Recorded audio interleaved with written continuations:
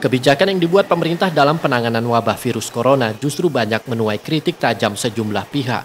Ada yang menyatakan langkah-langkah yang dilakukan pemerintah daerah terkesan tidak transparan kepada publik. Sejumlah kontroversi muncul saat masyarakat dihadapkan pada perdebatan mudik atau pulang kampung, sampai kebijakan mengizinkan maskapai penerbangan tertentu tetap beroperasi, di mana kebijakan tersebut disinyalir demi kepentingan menyelamatkan maskapai tertentu di masa pandemi. Tak hanya kebijakan pemerintah pusat, Ketua DPW PAN DIY Nazarudin merasa prihatin karena kondisi penanganan wabah virus corona di daerah juga setali tiga uang dengan pemerintah pusat. Bahkan hingga sebulan lebih penanganan corona di DIY, publik sejauh ini masih tidak mendapatkan informasi secara utuh dari pemerintah daerah, baik soal jumlah kasusnya dan juga jelas penanggulangan yang disiapkan. Patut merasa prihatin. Di pusat kita melihat hiruk-pikuk yang carut-marut, ya, kita melihat sendiri bagaimana pemerintah membuat kebijakan-kebijakan yang aneh-aneh. Ya, ini semua kan sebenarnya satu pangkalnya, yaitu pemerintah menghindari kewajiban. Pemerintah menghindari kewajiban sehingga bikin kebijakan yang siksak-siksak aneh-aneh. Nah, sementara di DIY kita juga prihatin.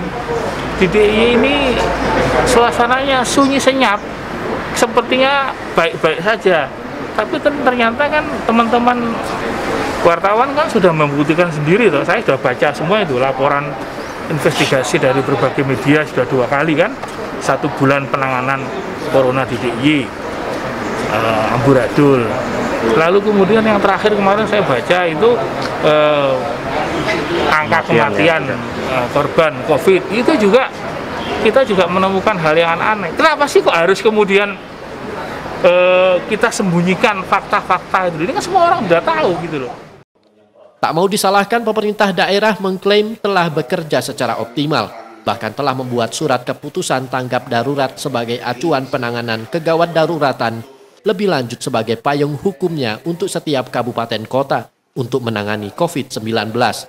Termasuk kemungkinan pemerintah daerah meredesain anggaran dan mengambil tindakan terkait wabah virus corona. Gubernur. Dan perlu Bapak Ibu ketahui, Bapak Gubernur telah membuat surat keputusan tanggap darurat. Tanggap darurat ini sebagai acuan untuk penanganan kegawat daruratan lebih lanjut. Dan ini merupakan payung hukum bagi kabupaten kota untuk juga bisa menyelenggarakan kegiatan yang sama. Demikian juga dengan payung hukum ini memungkinkan